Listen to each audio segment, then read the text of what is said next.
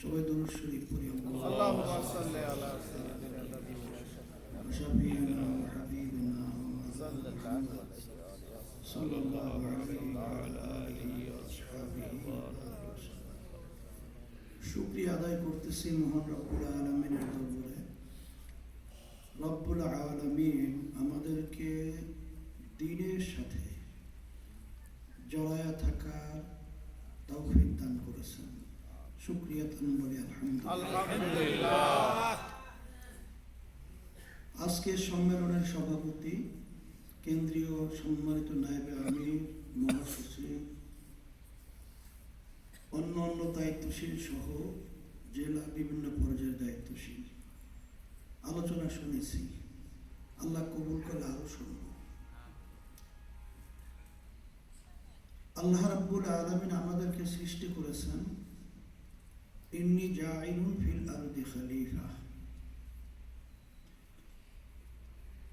প্রতিনিধি হিসাবে আল্লাহ আমাদেরকে দুনিয়াতে পাঠিয়েছেন। দুনিয়াতে আমরা কোন নীতি আদর্শ অবলম্বন করে চললে আমাদের দুনিয়াতে শান্তি আসবে, আখিরাতে মুক্তি আসবে, এই জন্য আল্লাহ রাব্বুল আলামিন যুগে সময় সময় অসংখ্য নবী রাসূলদেরকে আল্লাহ প্রেরণ করেছেন। ঠিক। শেষ নবী মুহাম্মদুর রাসূলুল্লাহ সাল্লাল্লাহু আলাইহি ওয়াসাল্লাম, তাকে আল্লাহ রাব্বুল আলামিন পাঠিয়েছেন ইল্লা রাহমাতাল লিল আলামিন, ওমা আরসালনাকা ইল্লা রাহমাতাল লিল আলামিন। আল্লাহ রাব্বুল আলামিন তার রাসূলকে দুনিয়াতে পাঠিয়েছেন শান্তির দূত হিসাবে। আমরা যারা মুসলমান দাবি করি, আমরা যদি আল্লাহর এই ঘোষণাকে, আল্লাহর হাবিব সাল্লাল্লাহু আলাইহি ওয়াসাল্লামকে যে উদ্দেশ্য লক্ষ্য নিয়ে আল্লাহ পাঠিয়েছেন, সেই কথাগুলো যদি এবং আল্লাহর হাবিবের রেখে যাওয়া নিয়ম নীতি আদর্শগুলো যদি ওইভাবে ধারণ না করি, তাই আমরা মুসলমান দাবি করব, কিন্তু বাস্তবে আল্লাহর কাছে সেই মুসলমান পরিচয় দেওয়ার সেই শক্তি ক্ষমতা আমাদের থাকবে না। পরীক্ষিত দুনিয়া সৃষ্টির পরে আপনারা দেখেছেন মানব রচিত যে নীতি আদর্শের মাধ্যমে যত স্লোগান, যত রক্ত, যত জীবন, যত পঙ্গুত্ব বরণ করেছে, যে শান্তি শান্তি শান্তি, ওই শান্তি শান্তির জায়গায় রয়ে গেছে। বাস্তবে শান্তি কেউ দেখে নাই, কোনোদিন পায় নাই, পাবে না। বাংলাদেশি তার জ্বলন্ত প্রমাণ দেখেছেন। আপনারা যে সাম্য, মানবিক মর্যাদা, ন্যায় বিচার প্রতিষ্ঠার জন্য ৭১ স্বাধীন হয়েছে দেশ, করতে গিয়ে লক্ষ লক্ষ মানুষ জীবন দিয়েছিল না, পঙ্গু হয় নাই। অনেক মা সন্তানকে হারিয়েছে, স্ত্রী বিধবা হয়েছে। লক্ষ্য উদ্দেশ্য কি ছিল? ছিল সাম্য, মানবিক মর্যাদা, ন্যায় বিচার প্রতিষ্ঠা। বাস্তবে ৫৪ বছর শেষ হয়ে ৫৫ বছর স্বাধীনতার পরে দেশ পরিচালিত হচ্ছে যাদের মাধ্যমে। এদের মাধ্যমে আমরা কি পেলাম? আমরা পেলাম এর পরিবর্তে খুন, গুম, চাঁদাবাজি, সন্ত্রাসী, টাকা পাচার, এক কথায় সর্বত্র অশান্তির আগুন ধাউ ধাউ করে এরা জ্বালিয়েছে।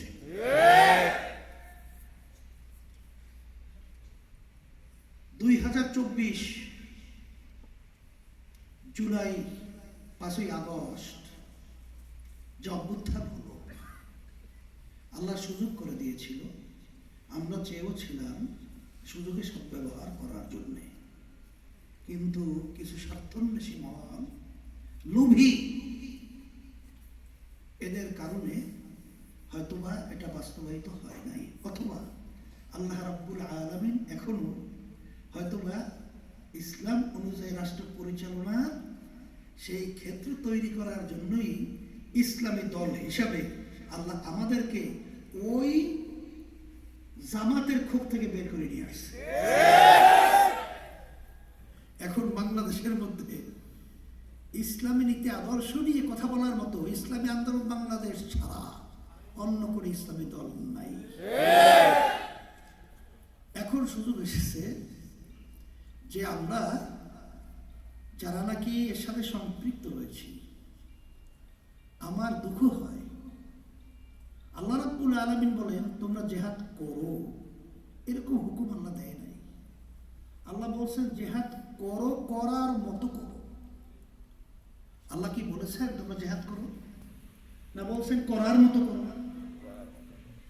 তাহলে আমরা যারা এর সাথে সম্পৃক্ত রয়েছি, আল্লাহ আমাদেরকে কবুল করেছেন, করি তো করি না, ধরি তো ধরি না, ছাড়ি তো ছাড়ি না, এর মাধ্যমে কোনোদিন লক্ষ্যে পৌঁছা যায়? আমার শুনলে আশ্চর্য লাগে। এখন পর্যন্ত আমাদের নেতা কর্মী সহ যারা কমিটির ভিতরে রয়েছে, এরাই এখন পর্যন্ত ঠিক মতো মাসিক এয়ানাক পর্যন্ত ঠিক মতো দেয় না। ঠিক। আপনি কি করেন? কিসের করার মতো করে?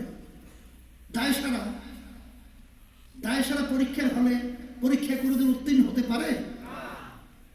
আর আল্লাহ রাব্বুল আলামিন শর্ত লাগিয়েছেন পরীক্ষা করবেই করবে, না আল্লাহ রাব্বুল আলামিন আমাদেরকে সেই ফলাফল যেটাকে বলা হয় পুরস্কৃত, সেটা আমাদেরকে দেবেন না। এই জন্য বিশেষ করে আমি কথা বেশি লম্বা না করে, আর আলোচনা তো হয়েছে দেশের অবস্থা জানেন, আমরা যে আশা আকাঙ্ক্ষা নিয়ে 2024 5ই আগস্ট অভ্যুত্থান হলো, সেই অভ্যুত্থানে কত উদীয়মান মেধাবী সন্তানগুলো হাফেজ আলেম তারা জীবন দিয়ে স্পন্দ হয়েছে। 500-র মতো ছেলেরা তাদের জীবনের তরে বলতে গেলে চক্ষু হারিয়েছে, আলোর চক্ষু, মুখ আর দেখবে না। কিন্তু আফসোস আজকে বলতে হয়, যারা এই শহীদের বুকের উপরে রক্তের উপরে দাঁড়িয়ে আজকে ক্ষমতায় গেল, যাওয়ার পরে তারা সেই অতীত আবার ভুলে গেল। আফসোস আজকে সংসদে যাওয়ার পরে আলোচনা রাখে ওয়াশিং মেশিন। আফসোস এই জন্য কি জনগণ আপনাদেরকে সংসদে পাঠিয়েছে?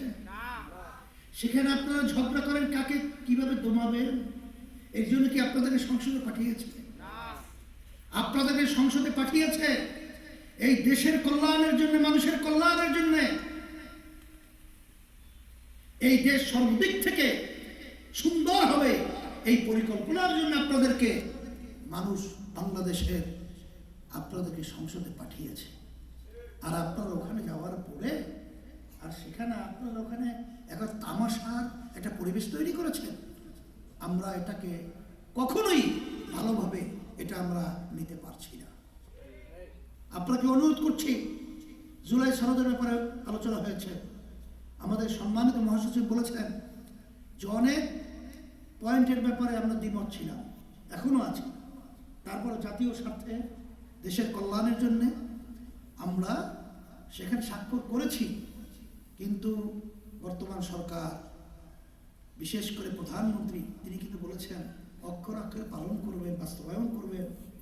সেইটা আপনি বাস্তবায়নের জন্য আমরা আপনাকে আবার স্মরণ করে দেওয়ার জন্য করছি।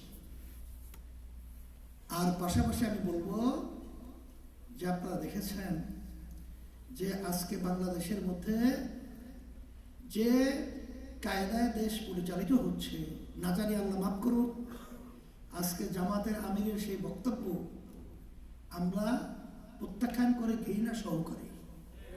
তিনি কি বলেছেন? আমেরিকার যে প্রতিষ্ঠা বার্ষিকী, সেই অনুষ্ঠানে তিনি কি বলেছেন? যে আমেরিকা নাকি আমাদের বাংলাদেশের পরীক্ষিত বন্ধু।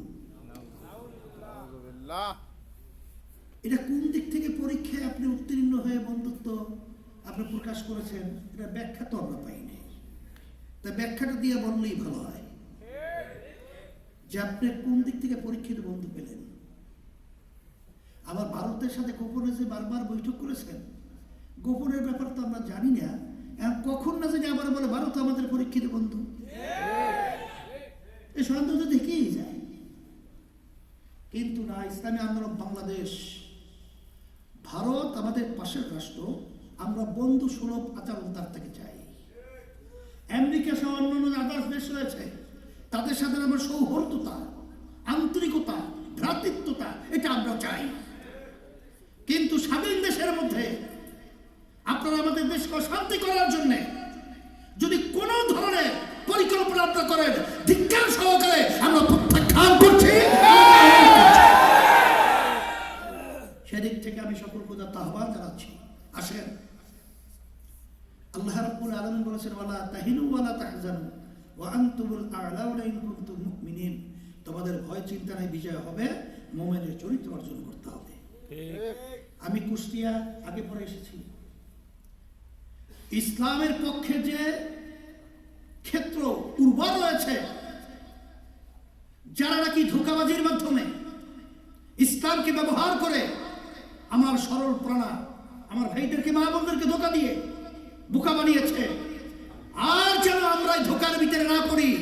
ইসলামকে আমরা উদ্দিন করার জন্য আমার ব্যক্তি, আমার ভাই কাছে, মায়ের কাছে, আমার বোনদের কাছে আমরা আমাদের সাধ্য শক্তি অনুযায়ী অর্থ দিয়ে, মেধা দিয়ে, ঘাম দিয়ে আমরা এই দাওয়াতকে পৌঁছাবো এবং এই কুষ্টিয়াকে আমরা ইসলামের পক্ষে পতাকা উদ্দিন করবো। কে কে রাজি আছেন?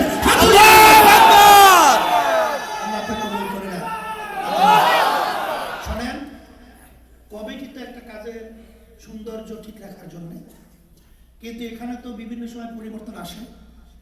এর জন্য কেউ কিন্তু আমরা দেখব, যদি কমিটি ঘোষণা হওয়ার পরে কার যদি কাজের ভিতরে স্থবিরতা আসে, আমরা বলবো তাইলে আপনার সে পদের জন্য, আসলে সে সংগঠন করেছে নট ইসলামের জন্য। এটা কিন্তু প্রমাণিত হবে। বরঞ্চ খালিদ বিন ওয়ালিদ রাদিয়াল্লাহু তাআলা আনহু সিএনসির পদ থেকে যুদ্ধ চলাকালীন সময় ওমর ফারুক রাদিয়াল্লাহু তাআলা আনহু যখন দায়িত্ব পরিবর্তন করেছিলেন, তখন দেখেছেন যে তা আগের তুলনায় তার কাজের গতি আরো বাড়িয়ে দিয়েছে। তখন বলেছিল কেন? তখন তিনি বলেছিলেন, আমি তো যুদ্ধ করি আল্লাহর জন্য, আল্লাহ রাজি খুশির জন্য। আমরা ইসলামী আন্দোলন করি কার রাজি খুশির জন্য? কার রাজি খুশির জন্য? আল্লাহ রাজি খুশির জন্য তো হয়। তাহলে সেখানে আমাদের দুর্বলতা আসবে কেন? এখন পর্যন্ত আমাদের মগজ, মেজাজ, আমাদের মন এখন তৈরি হয় নাই। তৈরি হওয়ার জন্য আমি আমাকে বলছি, আমি সকলকে অনুরোধ করছি, আসেন আমরা কেউ থাকবো না, কিন্তু যদি আজকে আমরা আল্লাহকে রাজি খুশির উদ্দেশ্যেই যদি আমরা কাজ করতে পারি, অল্প দিনের ব্যবধানে আল্লাহ রাব্বুল আলামিন সেই ইসলাম নামক সোনালী সূর্য আমাদের দেশে উদিত হবে, এই আশা রেখে আমি আমার আলোচনা শেষ করছি। আপনাদের ধন্যবাদ জানিয়ে আর বিরক্তি গত শেষ